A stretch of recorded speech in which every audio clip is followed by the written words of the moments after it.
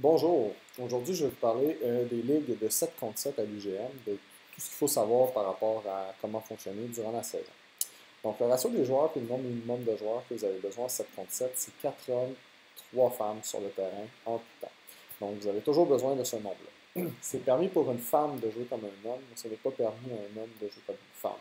Donc vous pourriez par exemple jouer à 3 gars et 4 filles. Par contre, l'équipe adverse n'est pas obligée de faire la même chose que vous. De base, pour jouer une partie, vous devez avoir minimalement 6 joueurs sur le terrain. Donc, vous avez le droit de jouer à 7 contre 6, mais encore une fois, l'opposant n'est pas obligé de faire comme vous. Donc, si vous décidez de jouer à 6 joueurs pour commencer la partie parce qu'il vous manque des gens, c'est permis. Par contre, l'opposant va avoir un avantage assez marqué sur vous parce qu'il va avoir un joueur de plus. Ceci dit, c'est obligatoire d'avoir un minimum de 2 femmes sur le terrain en tout temps et un maximum de 4 personnes du même sexe. Donc, vous n'auriez pas le droit, par exemple, de jouer avec 7 filles sur le terrain ou d'avoir 5 filles et 2 gars. Donc, c'est vraiment tout ce qui est permis, en fond, c'est 4 hommes, 3 femmes ou 4 femmes, 3 gars. Tout simplement. Ou bien même encore avoir 4 gars et 2 femmes. Donc, il n'y a pas d'autre possibilité que ça. Sinon, la partie se termine à 15 points. Par contre, ça prend une différence de 2 points pour gagner. Donc, supposons que la partie est de 14-13, vous marquez un point, vous tombez à 15-13, vous avez gagné. Sauf que si la partie est à 15-14 et que vous marquez, en fait, la partie est à 14-14, vous marquez un point, ça tombe 15-14, vous n'avez pas une différence de 2 points, donc vous ne gagnez pas encore. Vous devez marquer un point supplémentaire pour pouvoir remporter la victoire. Parce que ça prend 2 points d'écart. Donc, dans ce cas-ci, vous devez rendre ça à 16-14. Par contre, il y a un cap maximum à 17 points. Donc, la première personne qui va atteindre le 17 points va gagner la partie automatiquement. Donc, ça permet au match serré, dans le fond, de donner une deuxième chance jusqu'à temps qu'il y ait vraiment une distance de 2 points à la fin de la partie. Euh, Ensuite, c'est important de toujours vérifier l'heure limite de votre terrain. Donc, quand vous allez vous inscrire, quand vous allez regarder votre horaire pour aller jouer vos parties durant l'été, vous devriez être en mesure d'y voir la fin de votre partie. La fin de votre partie, ça va déterminer à quelle heure que c'est la date, le moment limite pour jouer votre partie. Donc, à ce moment-là, c'est important d'arrêter la partie dès ce moment-là et de prendre pour acquis que la partie se termine à ce point-ci, peu importe le score. C'est important parce que parfois, il va y avoir des parties juste après vous. Donc, les prochains vont vouloir jouer, peu importe l'issue de votre partie à vous. Donc, c'est important de respecter ça. C'est important également de respecter les heures de fin parce qu'il peut y avoir d'autres locataires après nous, que ce soit du rugby, que ce soit du football, que ce soit du soccer. Également, ça peut aussi être une question de sécurité. Par exemple, pour les terrains qui sont non éclairés, terrains naturels, tout se base sur l'heure du coucher du soleil. Donc, en général, le soleil va se coucher à différentes heures selon la saison, selon la période d'été. Donc, par exemple, en début de saison, le soleil se couche vers 9 heures, donc une partie à 6h30, vous êtes amplement correct pour se terminer jusqu'à 8h30, et vous pourriez même décider, en tant que capitaine, si vous êtes d'accord, d'étirer ça jusqu'à temps que le soleil se couche.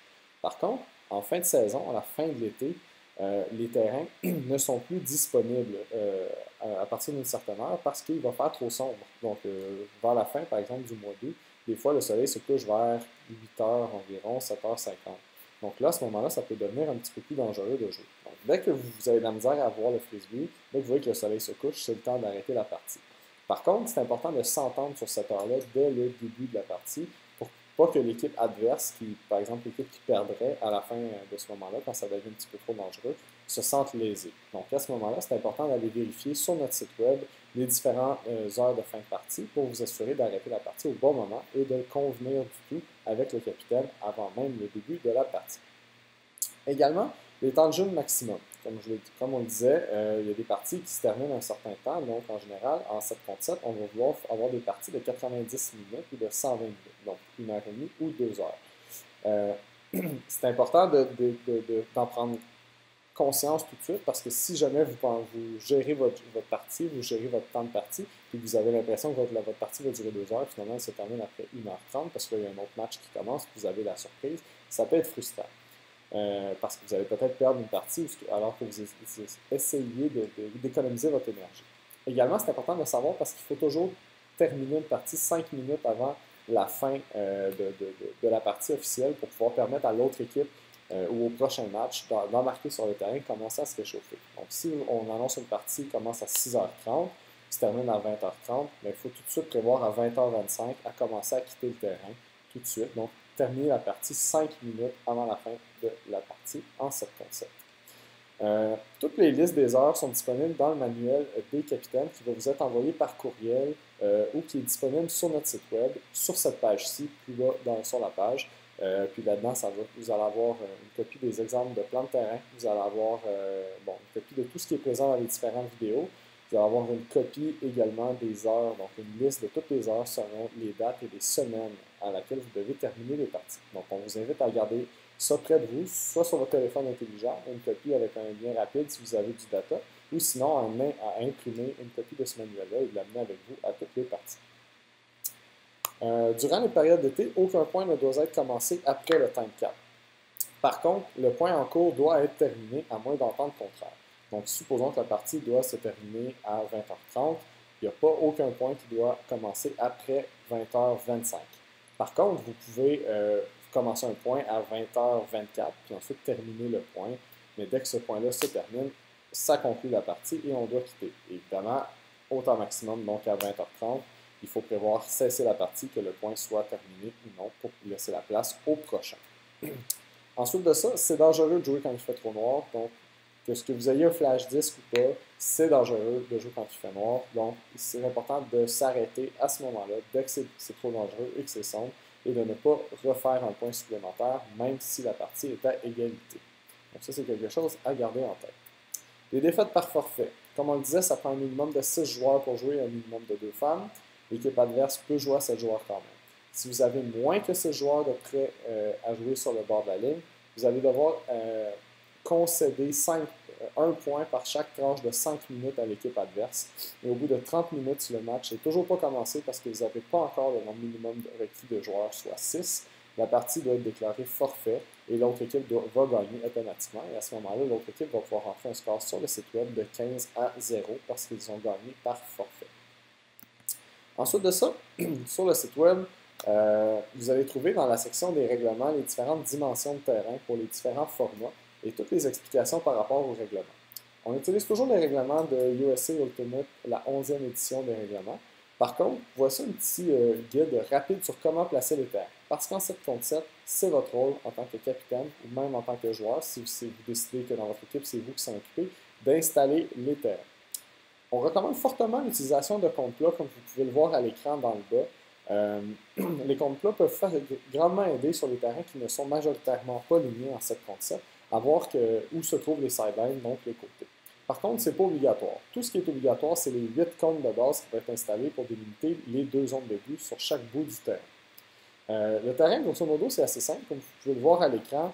Il est 70 verges de long, l'aire de jeu. Donc, la section qui se situe entre les deux end zones est de 70 verges de long par 40 verges de large. Il arrive en ligue parfois qu'on soit obligé de faire des terrains un petit peu moins larges ou un petit peu moins longs.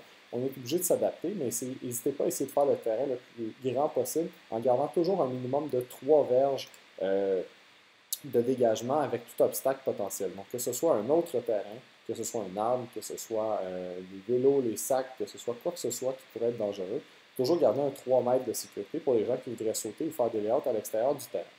Donc, le terrain est 70 verges de long par 40 verges de large. Les zones de but sont de 20 verges de profonde, puis les zones de briques, comme vous pouvez voir, sont à 20 verges à l'intérieur de l'aire de jeu. Si jamais vous voyez des obstacles et des trous sur le terrain, n'hésitez pas à mettre un cône ou à mettre un objet flash, donc un chandail par exemple, ou mettre un disque ou quelque chose sur l'obstacle ou sur le trou pour que tout le monde sur le terrain soit en mesure de voir où se trouve cet obstacle-là pour les aider à ne pas se blesser.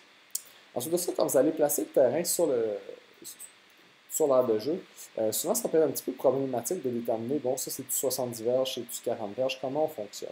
Un petit truc, un grand pas, quand vous allez marcher à une vitesse régulière, c'est environ une verge. Donc ce que vous allez faire, vous allez d'abord placer un cône au coin à peu près sommaire de où votre terrain devrait commencer. Vous allez ensuite marcher 20 verges vers la direction sur le long du terrain. Donc vous allez commencer à marcher dans cette direction-là en regardant un point fixe qui n'est pas du tout entre vous et le point fixe, qui n'aurait aucun obstacle entre les deux. Donc vous allez commencer à marcher votre 20 verges, vous allez mettre un compte. Ensuite de ça, vous allez continuer à marcher le restant du terrain pour faire l'aire de jeu. Donc, vous allez marcher le 70 verges restant. Une fois au bout du 70 verges, vous allez vous retourner et vous allez vous arranger pour que les deux cônes soient alignés par rapport à vous. Vous les voyez vraiment alignés. Et vous allez ensuite pouvoir positionner un autre cône juste là, qui va commencer le deuxième end zone. Ensuite de ça, vous allez pouvoir faire le même processus, continuer votre marche dans la même direction, un autre 20 verges, réaligner les trois cônes cette fois-ci, placer le cône, et là, vous allez avoir déjà terminé un côté du terrain. Ensuite de ça, vous allez faire la même chose, vous allez marcher un 40 verges, voire même 35 verges dans certains cas si c'est trop serré, dans l'autre sens, donc de façon perpendiculaire, et vous allez placer votre autre cône pour positionner le cône extérieur du horizon. Vous allez vous assurer que vous êtes bien aligné. Vous allez ensuite placer un deuxième cône. Vous allez vous assurer que tout est bien aligné encore une fois, puis que ça semble faire un bon rectangle ou un bon carré qui fait du sens pour jouer. Puis ensuite de ça, vous allez continuer. Vous allez marcher votre 70 verges. Vous allez vérifier que les cônes sont alignés. Vous allez placer votre cône. Ensuite, vous allez finir votre end zone. Une fois que votre terrain est placé, les deux cônes sont positionnés, essayez simplement de vous mettre à peu près au milieu de la end zone, puis regardez est-ce que le terrain me semble droit. Est-ce que chaque côté forme un beau rectangle bien droit comme ça, ou est-ce que le terrain semble aller comme ça ou comme ça. À ce moment-là, il faut simplement réajuster. C'est un petit peu de laisser-erreur. Vous allez voir après une ou deux fois qu'on a placé les terrains puis qu'on corrige comme ça, on prend le tour assez rapidement.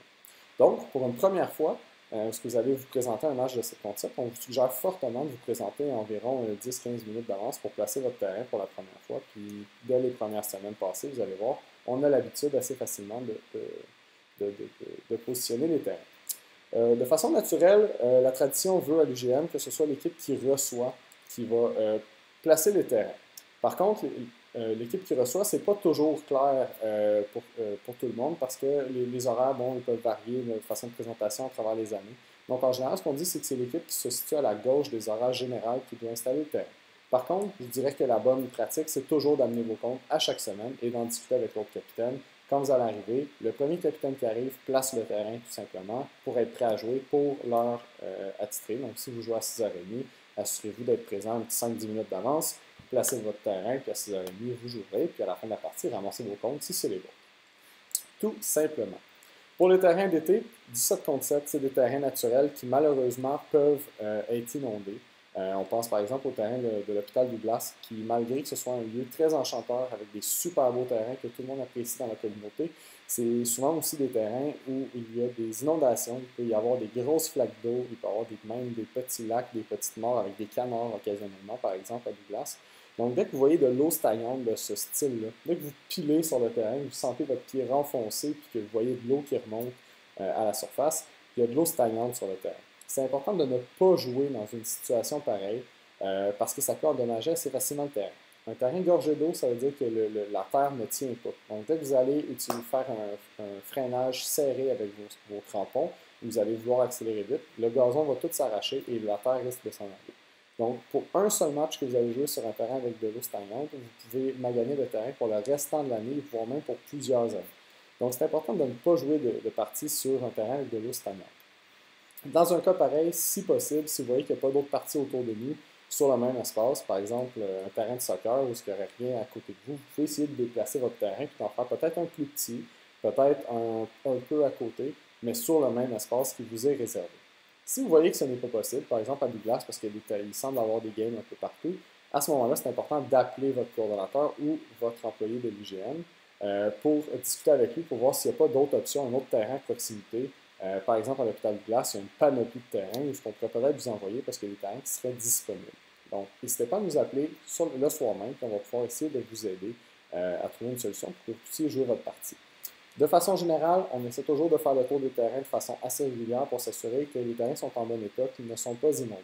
Par contre, ce n'est pas toujours possible de le faire à tous les jours parce qu'on a tous des contraintes, on a des rencontres, des réunions. Donc, on fait notre possible, mais ce n'est pas toujours possible. Donc, des fois, vous êtes la première personne qui va avoir visité ce terrain-là cette journée-là parce qu'il n'y a pas toujours des employés au niveau des centres sportifs ou des lieux de compétition où nous on joue pour nous prévenir de ces choses-là. Donc, si ça se produit, n'hésitez pas, c'est important. Vous nous écrivez rapidement, vous nous appelez, puis nous, on va pouvoir faire les suivis, puis on va essayer de s'assurer que toutes les parties puissent être jouées, puis que personne ne se déplace pour rien. Donc, merci. Ça résume un petit peu les différentes procédures par rapport au 7 contre 7. en espérant que vous allez avoir retenu beaucoup de choses. Puis n'hésitez pas à regarder les prochaines vidéos également pour plein d'autres informations sur différents sujets. Merci, passez une bonne journée.